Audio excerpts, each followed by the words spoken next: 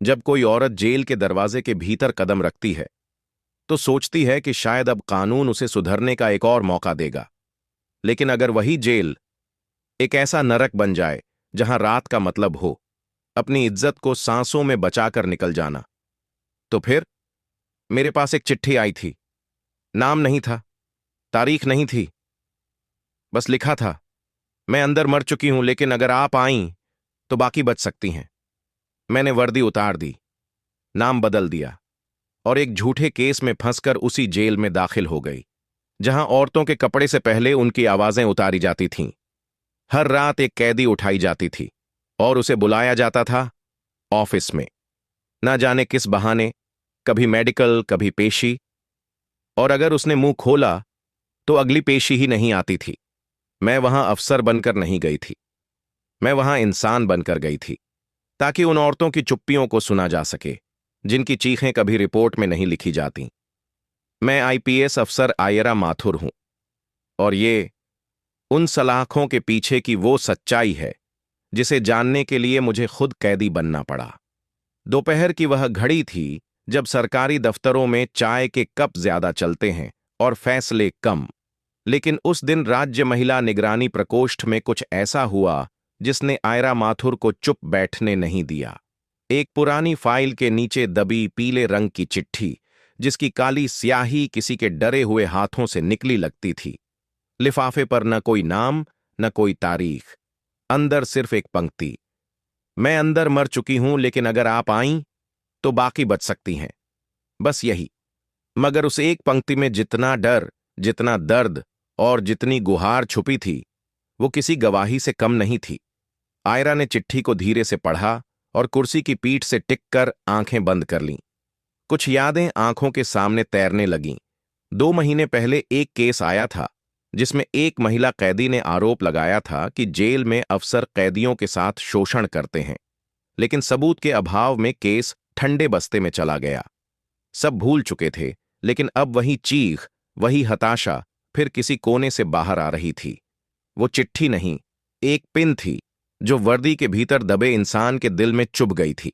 सरिता, उसने अपने स्टाफ को पुकारा। ये डाक कब आई थी? सरिता हड़बड़ा कर आई। मेम, पुरानी डाक थी, शायद पिछले हफ्ते। आयरा ने चिट्ठी उसकी ओर बढ़ाई। तुम्हें कुछ अजीब नहीं लगा इसे देखकर? सरिता झिझकी, बोली नहीं। आयरा की आंखें अब चिट्ठी पर नहीं, अपने फौलादी निर्णय पर टिकी थीं।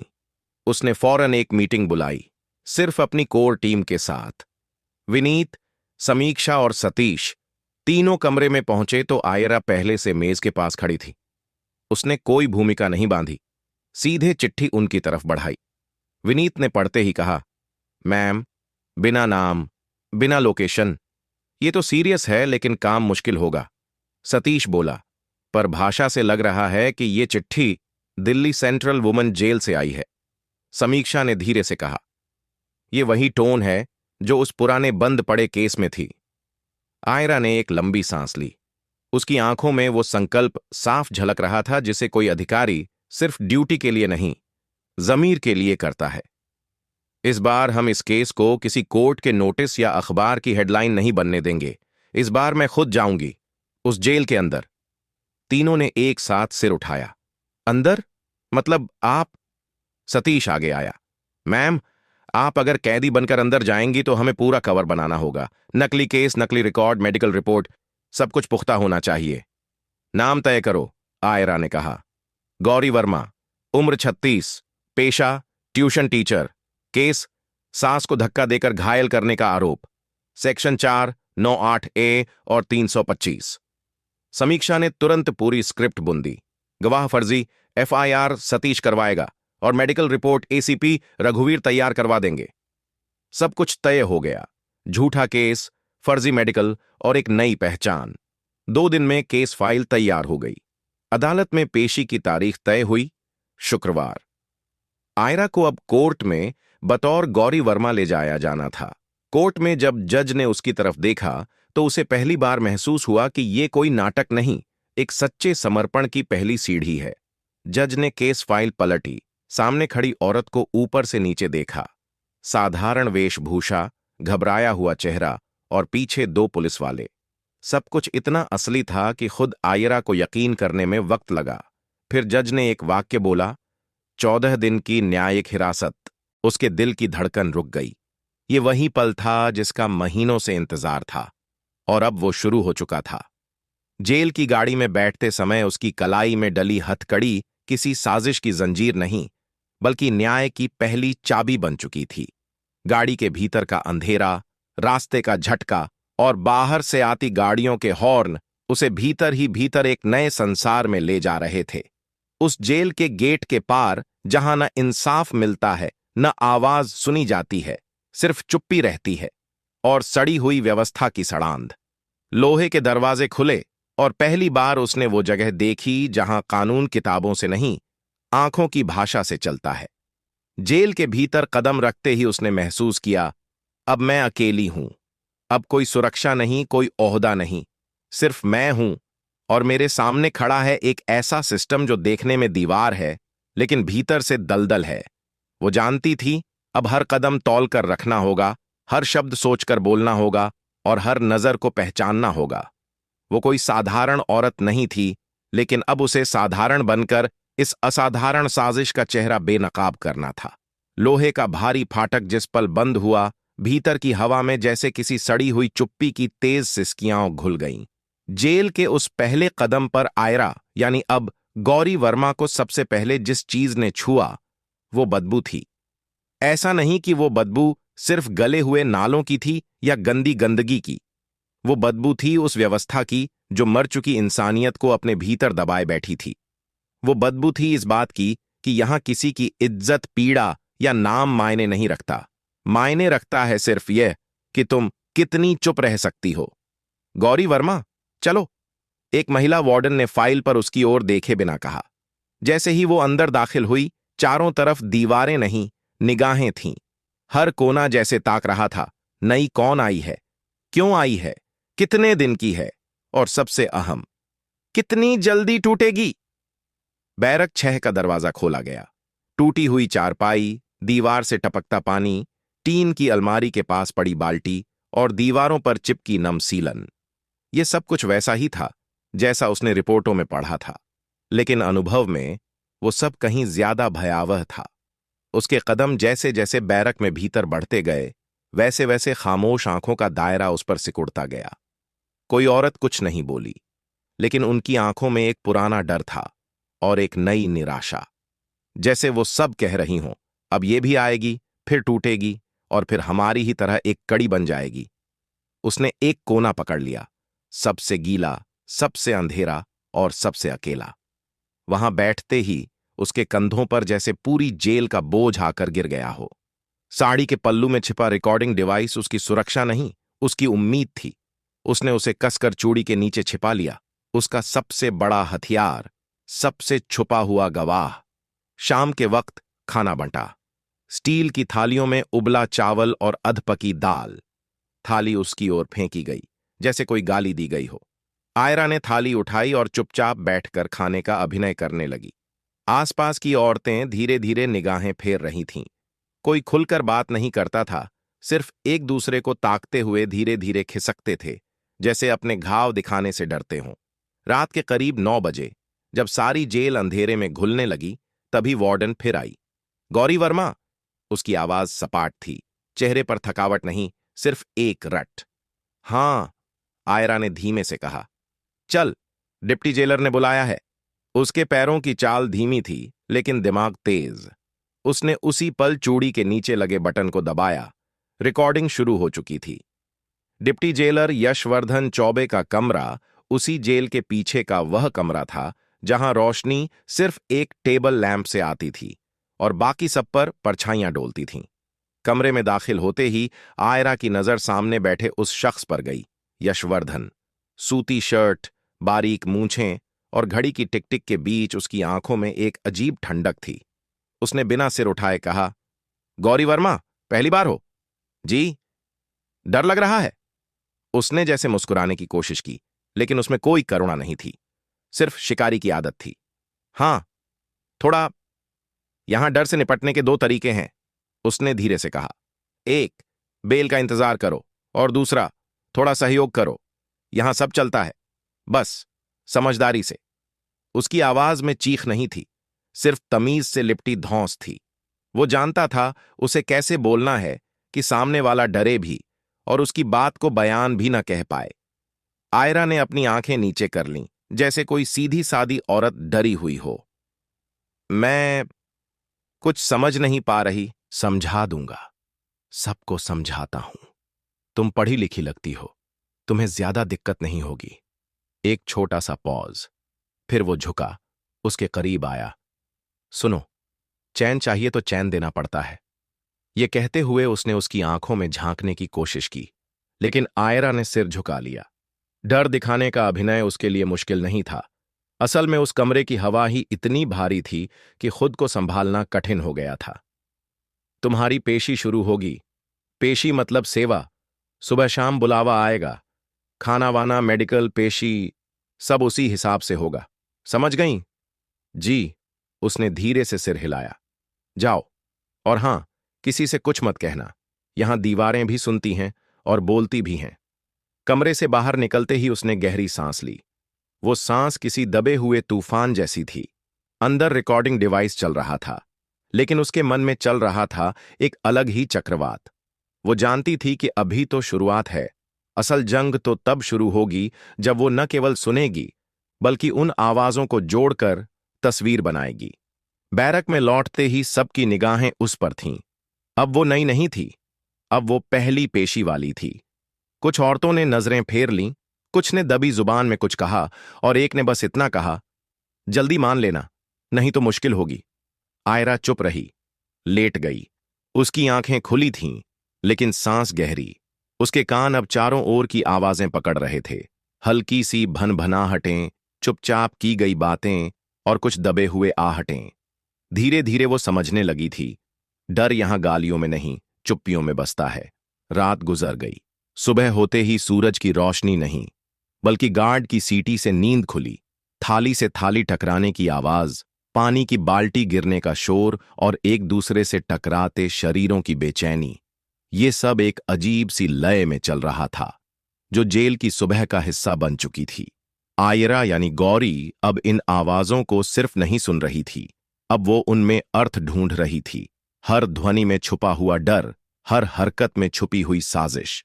सुबह का खाना खत्म होने के बाद बैरक थोड़ा शांत हो गया। कुछ औरतें दीवार की ओर मुंह करके बैठी रहीं, कुछ अपने घुटनों में चेहरा छुपाए चुपचाप थीं। आयरा ने आंखों से बैरक को नापा। ये दीवारें बंद थीं, लेकिन यहां कहानियां खुली हुई थीं। अब उसे बात करनी थी, जुड़ना था। उन औरतों से जिनके पास सब कुछ था, जख्म, दर्द, गुस्सा, सिवाय एक चीज के, आवाज। सबसे पहले उसकी नजर पड़ी उस लड़की पर जो चारपाई के नीचे चुपचाप बैठी थी, बाल उलझे हुए, चेहरे पर सूजन और होंठ फटे हुए। उसने धीरे से पास जाकर पूछा, नाम क्या है तुम्हारा? लड़की ने आंखें ऊपर उठाईं, होंठ हिले, लेकिन कोई आवाज नहीं निकली। पास बैठी एक दूसरी महिला बोली, ये सविता है। बोलती नहीं, लेकिन सब समझती है। कब से है यहां? कहते हैं 3 साल से। केस कोई नहीं जानता, लेकिन हर तीसरे दिन उसे अफसर के ऑफिस में ले जाया जाता है, कभी मेडिकल के नाम पर, कभी एनजीओ के नाम पर। आयरा की रग रग सुलग उठी, लेकिन चेहरे पर सिर्फ चुप्पी रही। कुछ देर बाद एक हल्की हंसी सुनाई दी। बैरक के कोने में बैठी थी एक लड़की, बिखरे बाल और हाथ में कोई पुराना बिस्किट का रैपर। वो रैपर से हवा में कुछ लकीरें बना रही थी, फिर खुद ही हंस रही थी। पास बैठी एक महिला ने कहा, ये पिंकी है, इसे पागल बना दिया गया। क्यों? आयरा ने पूछा। क्योंकि इसने विरोध किया था। यशवर्धन के सामने खड़ी हो गई थी एक बार। अगली सुबह इसे नंगी हालत में अस्पताल में भर्ती कराया गया और रिकॉर्ड में मानसिक रोगी दर्ज कर दिया गया। आयरा के अंदर जैसे कुछ चटक गया। उसने एक बार फिर पिंकी की ओर देखा, जो अब अपने कंधे पर अदृश्य बच्चा झुला रही थी और धीमे धीमे लोरी गा रही थी। एक मां की तरह जो किसी को बचा नहीं सकी और अब हर दिन उसे अपने भ्रम में जिंदा रखती है। आयरा अब सबसे ज्यादा गौर कर रही थी उन महिलाओं पर जो चुप थीं, लेकिन उनकी पीठों पर, गर्दनों पर और बाजुओं पर नीले पीले निशान थे, जैसे हर गवाही को शरीर पर दर्ज किया गया हो। इसी दौरान उसे एक और चेहरा दिखा, मेघा। उम्र कोई 28 साल, गंभीर आंखें और थका हुआ चेहरा। वो बाकी कैदियों से अलग दीवार की तरफ पीठ करके बैठी थी। आयरा ने पास जाकर धीरे से पूछा, तुम कितने समय से हो यहां?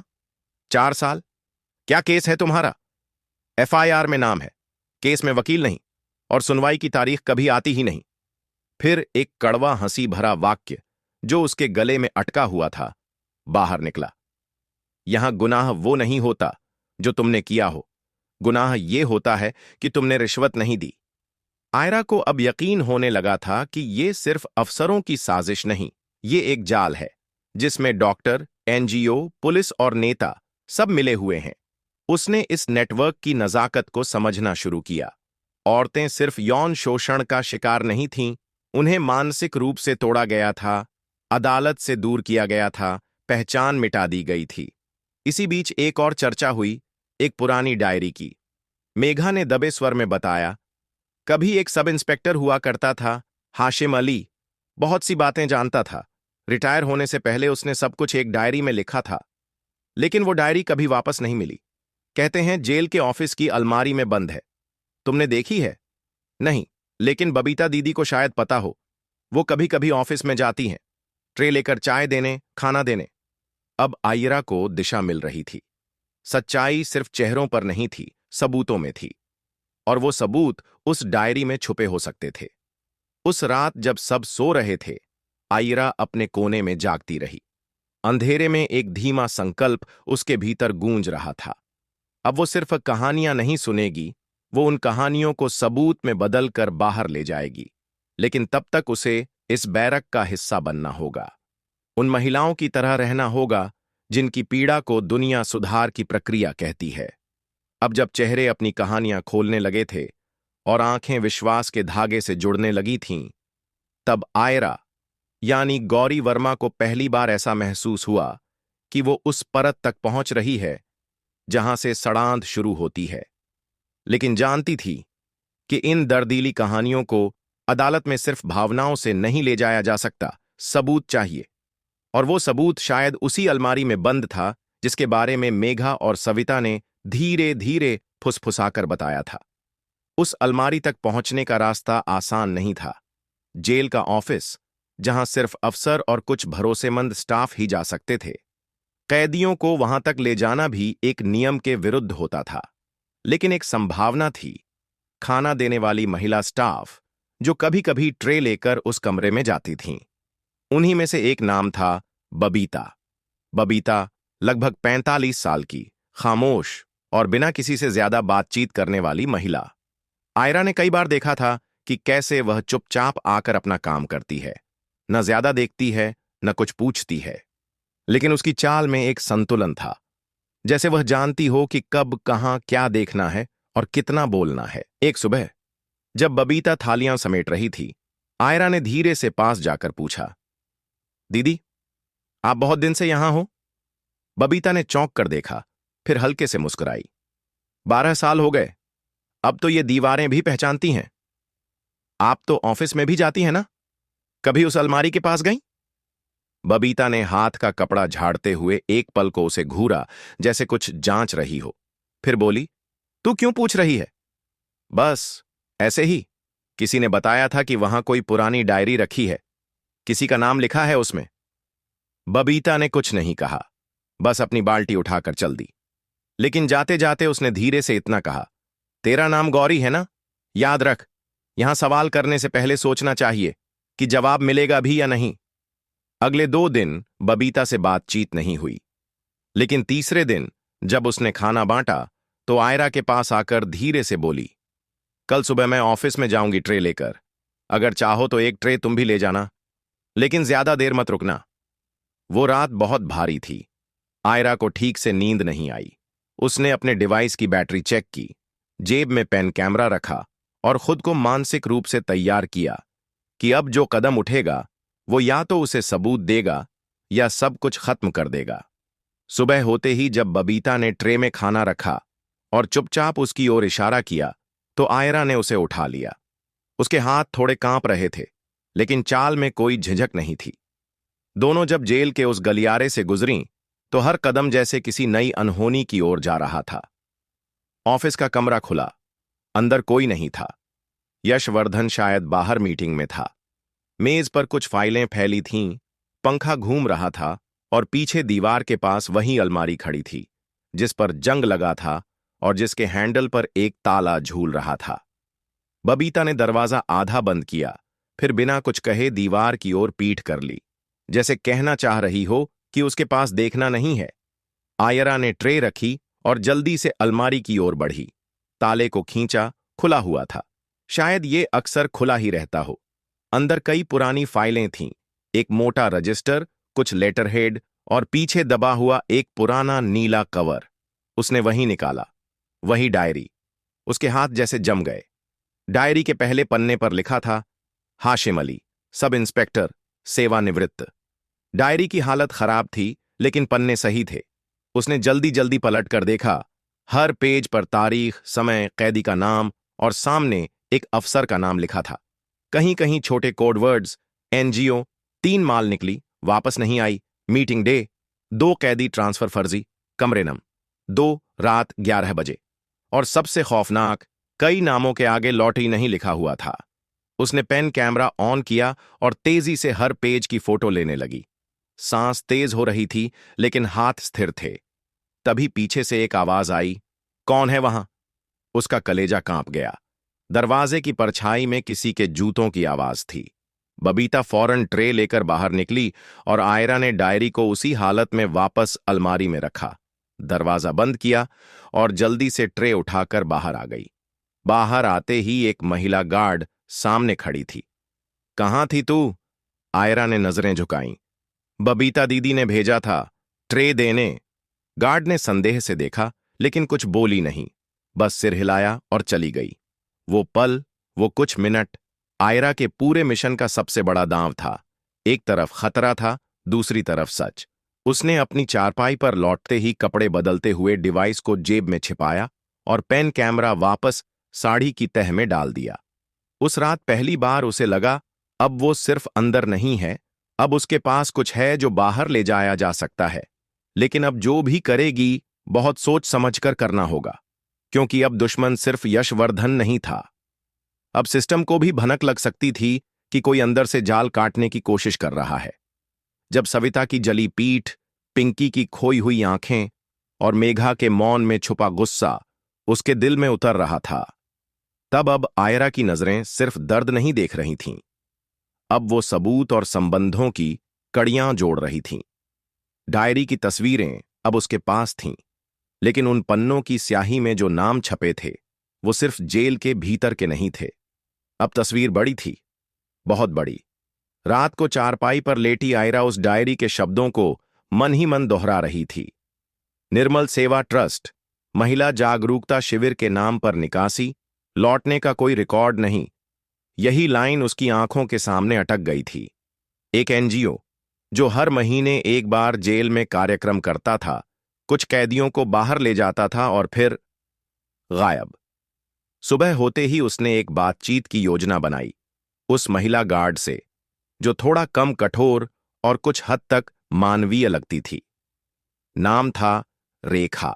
नाश्ते के समय उसने धीरे से रेखा से पूछा, दीदी, ये निर्मल सेवा ट्रस्ट हर महीने आता है ना? क्या वो कैदियों को बाहर भी ले जाते हैं? रेखा ने एकदम से सिर घुमा लिया। उसकी आवाज धीमी हो गई। इतना सब तू क्यों जानना चाहती है? बस यूं ही पूछ लिया। देखा था पिछले हफ्ते, कुछ औरतें गई थीं, पर लौट कर नहीं आईं। रेखा कुछ पलों तक चुप रही, फिर बर्तन उठाते हुए बोली, ऊपर से आता है लिस्ट, हमें सिर्फ नाम पढ़ना होता है, पूछना मना है। वापस क्यों नहीं आती? हमसे पूछा जाता है क्या? कोई कहता है दूसरी जेल ट्रांसफर हुई, कोई कहता है मेडिकल में भर्ती, लेकिन वापस कोई नहीं आता। मैं तो अब गिनती भी छोड़ चुकी हूं। और जेलर को सब पता होता है। रेखा एक गहरी सांस लेकर बोली, यहां कोई भी ऐसा काम नहीं होता जो यशवर्धन की मर्जी के बिना हो। ये एक पंक्ति बहुत थी यह समझने के लिए कि पूरा ढांचा एक व्यक्ति का नहीं, एक गठजोड़ का था, और उस गठजोड़ में शामिल थे यशवर्धन, एनजीओ के कुछ प्रतिनिधि, जेल स्टाफ, कुछ डॉक्टर और शायद बाहर बैठे वो लोग जिन्हें लोकल नेता कहा जाता है। उसी दोपहर जब बैरक में सब सो रहे थे, बबीता फिर उसके पास आई। इस बार उसका चेहरा ज्यादा थका हुआ और आंखें ज्यादा गंभीर थीं। डायरी में जो नाम हैं, उनमें से 2 अब एमएलए हैं। क्या? हां। और 3 डॉक्टर जो मेडिकल क्लियरेंस देते हैं, उन्हें हर केस का चार्ज मिलता है। मानसिक अस्थिरता या स्वास्थ्य सुधार हेतु ट्रांसफर। और फिर उन औरतों का कोई रिकॉर्ड नहीं रहता। कितनी महिलाएं? मेरे हिसाब से कम 14। आयरा का गला सूख गया। 14 औरतें जो कभी लौट कर नहीं आईं। कोई खबर नहीं, कोई रिकॉर्ड नहीं और कोई एफआईआर नहीं। उसने पूछा, क्या कोई एनजीओ कर्मचारी भी यहां आता है जो इन मामलों में सीधे जुड़ा हो? बबीता ने नाम लिया। कृष्णा वर्मा, उम्र लगभग 35, बोलचाल में बहुत मीठा, पर नजरें हमेशा गिनती करती थीं। वो हर बार जब आता, किसी न किसी लड़की को अपने साथ ले जाता। सेशन का नाम दिया जाता था, लेकिन किसी को नहीं पता होता था कि असली सेशन किसका और कहां होता था। अब आयरा का अगला लक्ष्य वही था, कृष्णा वर्मा। 3 दिन बाद जब निर्मल सेवा ट्रस्ट के नाम पर जेल में एक छोटा शिविर आयोजित किया गया, तो गेट पर सफेद कुर्ता पहने, हाथ में रजिस्टर पकड़े एक आदमी आया। तेज चाल, हल्की मुस्कान और आंखों में टिकी हुई गिनती। यही था कृष्णा। आज कितनी पेशियां हैं? उसने गार्ड से पूछा। 3 नाम हैं इस बार, शबाना, नेहा और रिंकी। आयरा पीछे से ये सुन रही थी। फिर उसने कुछ ऐसा किया जो खतरे से भरा था। उसने गार्ड के पीछे जाकर धीरे से कहा, दीदी, मेरी तबीयत ठीक नहीं, पर बाहर की हवा से शायद थोड़ा अच्छा लगे। मेरा भी नाम जोड़ दो ना। रेखा गार्ड चौंकी, फिर बोली, तू पागल है? अपने आप बाहर जाना चाहती है? हां, जरूरत है मुझे। बात बनी नहीं, पर गार्ड ने अनदेखा भी नहीं किया। आयरा अब और तेजी से काम करना चाहती थी। उसने अपने रिकॉर्डिंग डिवाइस में जेलर यशवर्धन की औरतों को माल कहने वाली बातें, एनजीओ और स्टाफ के बीच की फुसफुसाहटें और मेघा, सविता, पिंकी जैसी औरतों की कहानियां पहले ही रिकॉर्ड कर ली थीं। अब सिर्फ एक आखिरी बात बाकी थी, कब और कैसे बाहर निकला जाए। उसने सतीश से संपर्क करवाया, वही कांस्टेबल जो बाहर महिला आयोग से जुड़ा था। गुप्त इशारे के जरिए एक कागज आयरा तक पहुंचा, जिस पर सिर्फ इतना लिखा था, 1 तारीख को सुबह 11 बजे मेडिकल स्टोर की पिछली गली में गाड़ी होगी।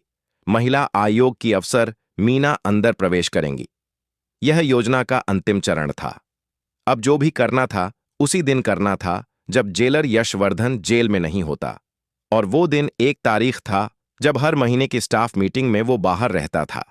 आयरा ने उस रात की तैयारी में अपने सारे सबूतों को एक थैली में बांधा। डायरी के फोटोज, रिकॉर्डिंग डिवाइस, गवाहियों की आवाजें और कुछ ऐसे पेपर जो उसे बबीता ने चुपचाप दिए थे, जिनमें मेडिकल रिपोर्ट पर साइन करने वाले डॉक्टरों के नाम थे। सविता, मेघा, पिंकी, तीनों को उसने चुपचाप एक एक शब्द में समझाया। अब अगर ये बाहर गया तो कोई और तुम्हारे जैसा नहीं बनेगा। उनकी आंखों में पहली बार डर नहीं, उम्मीद थी। 30 तारीख की वह रात किसी और रात जैसी नहीं थी। बैरक के भीतर पसरा सन्नाटा भी जैसे किसी तूफान से पहले की तैयारी में था। हर हलचल, हर कदम और हर नजर जैसे कुछ बड़ा घटने की आहट लिए चल रही थी। लेकिन उन सभी आहटों के बीच आयरा का चेहरा वैसा ही शांत था, जैसे कोई तूफान के बीच अपनी सांस को गिन रहा हो। उसने दिन भर की हर गतिविधि पर खास नजर रखी थी। यशवर्धन दिन में जेल के हर कोने में घूम चुका था। एक नई लड़की को देखते हुए हंसा भी था, सीमा। उम्र मुश्किल से 19, जेल में आए हुए सिर्फ 4 दिन हुए थे, लेकिन उसकी आंखों में एक ऐसा डर था जिसे कोई नाम नहीं दिया जा सकता था। वही डर जो आयरा ने पहले दिन पिंकी और सविता की आंखों में देखा था। सीमा उस शाम चुपचाप कोने में बैठी थी, दोनों घुटनों को सीने से लगाए।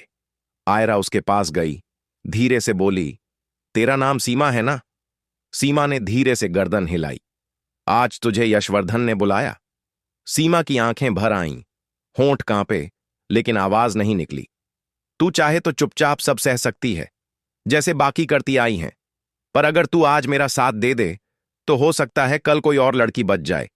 सीमा की आंखों में पहली बार कोई हलचल हुई। तेरा एक हां बहुत कुछ बदल सकता है। थोड़ी देर तक सीमा कुछ नहीं बोली, फिर धीरे से पूछा, तू कौन है? आयरा ने बहुत सोचकर जवाब दिया, बस एक औरत जो टूटकर भी टूटी नहीं। सीमा ने सिर हिलाया, बहुत धीमे लेकिन साफ। रात के 10 बजे दरवाजे पर वार्डन आई। सीमा, ऑफिस चल। सीमा उठी, लेकिन जाते जाते उसने आयरा की ओर एक बार देखा। उस नजर में भरोसे की आखिरी लौ थी। आयरा ने उसी वक्त अपनी साड़ी की तह में छिपे रिकॉर्डर को चालू किया और खिड़की के पास जाकर ध्यान से सुनने लगी। आवाजें साफ नहीं थीं, लेकिन कुछ चीख जैसी ध्वनियां हुआ दूर से आती रहीं। उसने वो हर सेकंड रिकॉर्ड किया। आधे घंटे बाद सीमा लौटी। चेहरा लाल, आंखें सूजी हुईं, लेकिन कुछ और था उसके चेहरे पर। एक चुपचाप प्रतिशोध, जैसे किसी ने उसकी आत्मा को आवाज दे दी हो। सब रिकॉर्ड हो गया, आयरा ने धीरे से कहा। अब चलने का वक्त है। अगली सुबह पहली तारीख थी। जेलर यशवर्धन हर महीने की मीटिंग में बाहर जाता था, और ये वही दिन था जिसका इंतजार पूरे मिशन ने किया था। सुबह 6 बजे से ही हलचल शुरू हो चुकी थी। आयरा ने सतीश की दी हुई पहचान की पर्ची को साड़ी के किनारे में छिपाया। गवाहों की तस्वीरें और आवाजें एक पोटली में बांधकर कमर में कस लीं। फिर उसने बबीता को इशारा किया। वो टाइम आ गया। बबीता ने कुछ नहीं कहा, बस सिर झुकाया। उसकी आंखों में डर था, लेकिन साथ ही संतोष भी, जैसे कोई बोझ अब उतरने वाला हो। मेडिकल स्टोर की ओर जाने वाले रास्ते पर आज भीड़ कम थी। आयरा ने ट्रे उठाई और उसी बहाने से निकल पड़ी। गार्ड ने कुछ नहीं कहा। यशवर्धन की गैर मौजूदगी सबके व्यवहार में डील बन चुकी थी। जैसे ही वह मेडिकल स्टोर के पीछे वाले कोने पर पहुंची, वहां से सतीश की हल्की सी सीटी सुनाई दी।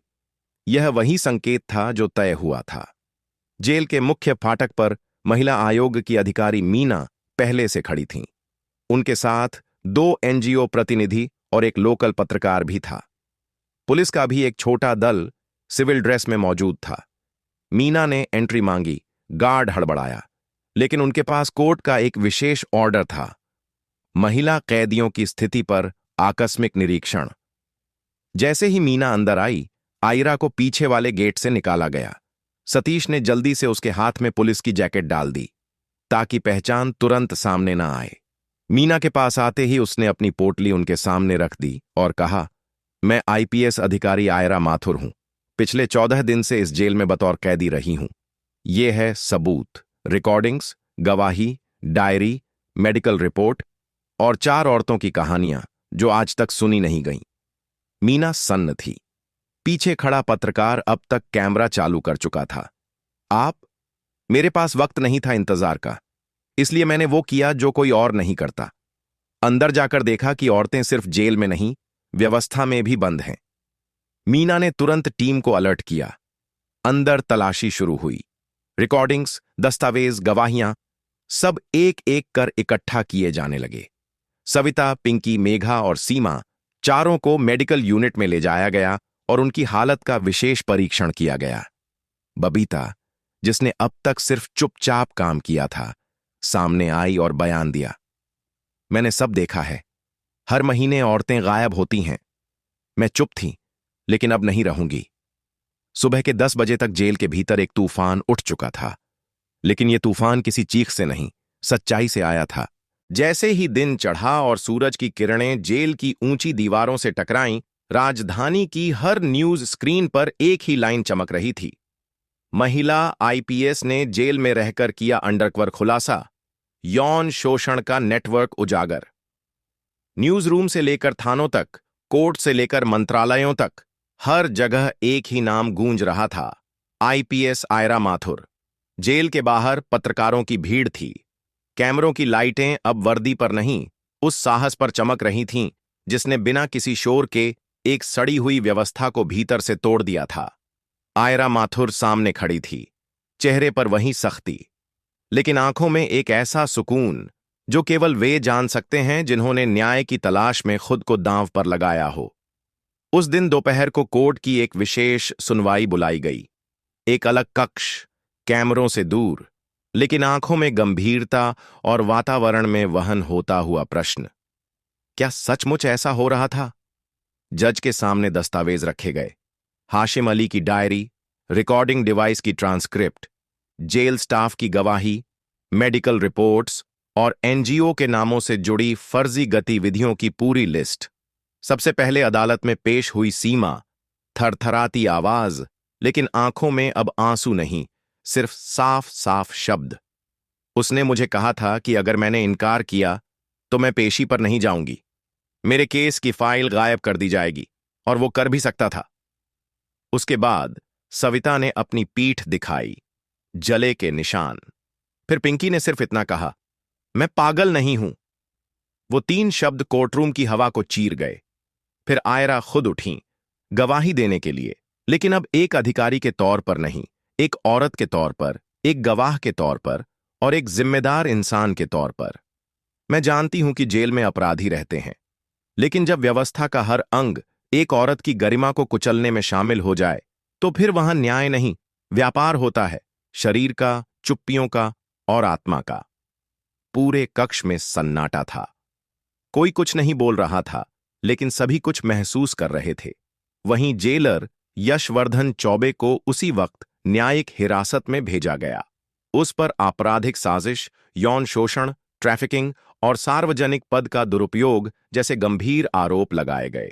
2 महिला गार्डों को तत्काल निलंबित किया गया, और वह एनजीओ निर्मल सेवा ट्रस्ट, उसकी सभी गतिविधियों पर रोक लगाई गई और सीबीआई जांच के आदेश दिए गए। बबीता, जिसने वर्षों की चुप्पी को तोड़कर गवाही दी थी, उसे अदालत ने विशेष सराहना के साथ साक्षी सुरक्षा कार्यक्रम के अंतर्गत रखा। रेखा जैसी गार्ड्स को निलंबन से नहीं, चेतावनी और सुधार की प्रक्रिया से गुजारा गया, क्योंकि अब व्यवस्था बदल रही थी, पहली बार भीतर से। महिला आयोग ने सभी लंबित मामलों की पुनः जांच के लिए एक स्पेशल पैनल गठित किया। आयरा को यह समिति विशेष सलाहकार के रूप में आमंत्रित करने का प्रस्ताव भेजा गया, लेकिन उसने विनम्रतापूर्वक इनकार कर दिया। मैं कोई पद नहीं चाहती। मैंने यह सब अपने कर्तव्य के तहत नहीं किया, बल्कि अपने जमीर के लिए किया। और अगर व्यवस्था को वाकई ठीक करना है, तो हर अफसर को एक बार दीवार के उस पार जाकर देखना होगा कि असल अपराध क्या होता है। कहानी खत्म नहीं हुई थी। एक शाम, कुछ महीनों बाद, आयरा फिर उसी जेल के बाहर खड़ी थी। इस बार अफसर की तरह नहीं, इंसान की तरह। उसने उस बैरक की ओर देखा जहां कभी वो गौरी वर्मा बनकर सोई थी। तभी गेट के पास से एक आवाज आई, आइंदा कोई पूछेगा कि हम कौन हैं। वो पीछे मुड़ी, देखा, पिंकी खड़ी थी, साफ कपड़ों में, बाल सुलझे हुए और आंखों में चमक। आयरा ने मुस्कुराकर जवाब दिया, अब सलाखें जवाब देंगी। फाटक धीरे धीरे बंद हुआ, लेकिन इस बार उसकी आवाज भय की नहीं, न्याय की थी।